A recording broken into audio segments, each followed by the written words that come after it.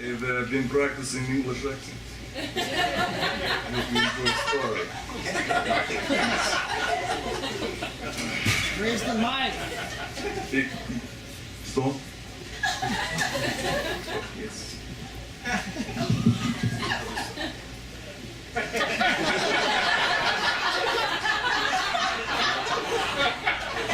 Half price.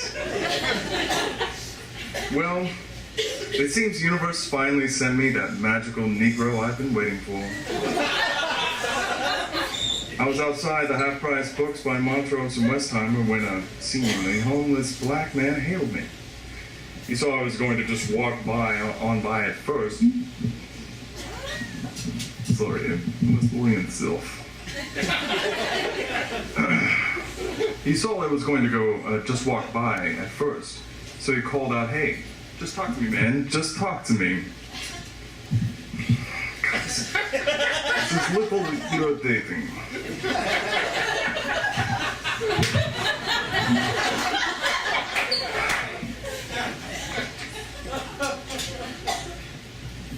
I will begin again.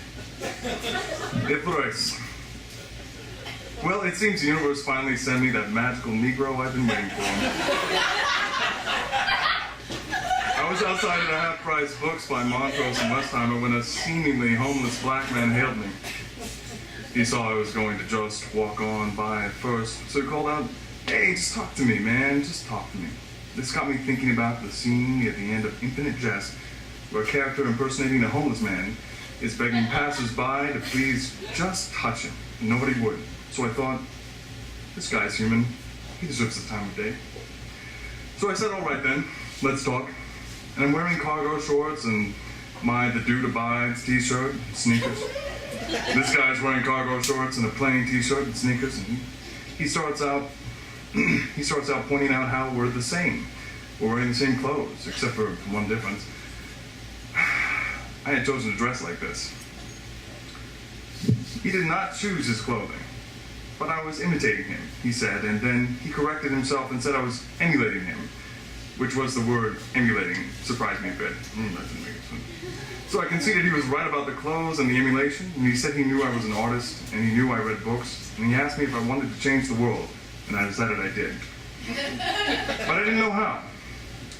I said I wanted the world to change, but that I was waiting for somebody else to do all the work of changing it. He said that was bullshit, that I knew exactly how to change the world, and that I was going to have to be the one to do it. At this point, too, I conceded he was right. He told me if I wanted to be the best, then it was time to be the best. And this was when I knew he was magic. He talked about chaos and anarchy, and what those things really mean. He asked me if I'd seen chaos. I said no. He called me on the bullshit again. Of course, I've seen chaos. All kinds of chaos. And he knew it. We talked about war and why America gets to act the way it does, pushing smaller countries around out of whim, and why it causes all this chaos. And the reason was simple. Because America can. Because we have the capability. He said he was American. I said I was American too. That all Americans are American. America. Very new English. He admitted I was right about that. Then he told me that he was an artist, a classical artist, a portrait artist.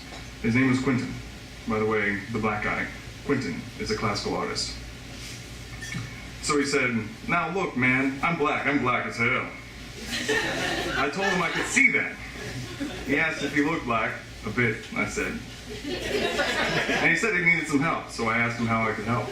He told me he needed Da Vinci, so I asked what he meant, and he said he needed a Da Vinci book.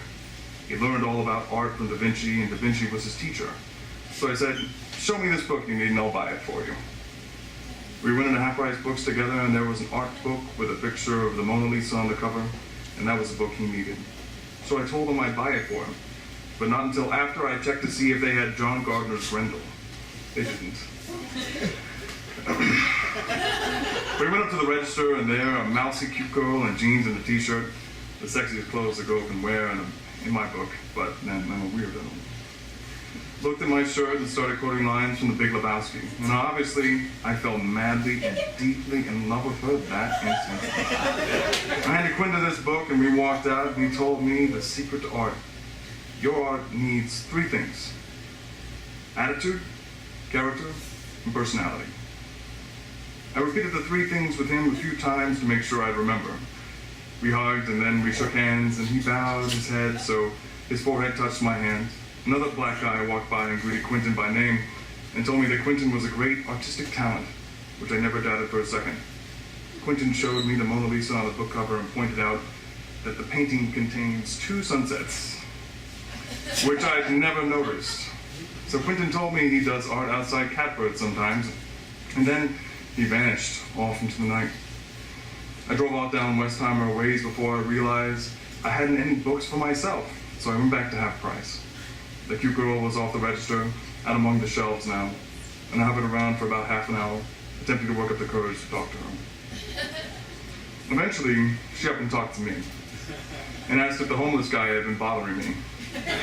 I explained to her that he was more than likely a magical cosmic mentor that the universe had sent to me in a time of need, that he hadn't bothered me one bit.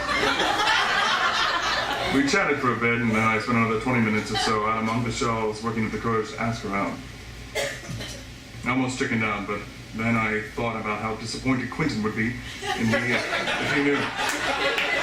I picked up Gaddis and two hardback copies of brief interviews with hideous men. To give to my friends, as I already have one that I stole from a crippled, cheating housewife back in the wild times. Finally, I see this girl comes back around to where I'm looking at books on the shelves, and cut me some slack here. I have rarely in life asked a girl out, and it's been years since then anyway, and I've been rejected every time, so it's not exactly a thing I like doing. And I say, excuse me, I don't know if this is weird to say, but do you maybe want to, hang out and free drinks or something?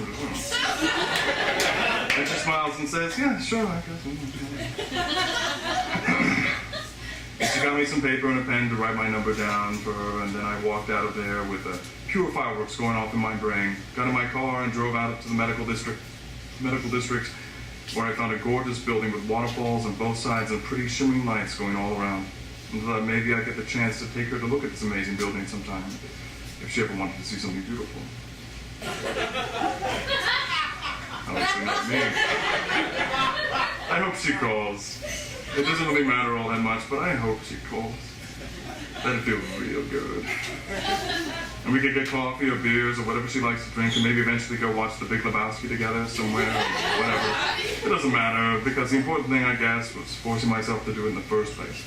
The important thing was the death of fear. So thanks, Quentin. You made a hell of a difference tonight. I wish I'd given you more than Da Vinci, but nothing I could have given you would have been fair trade for what you gave me.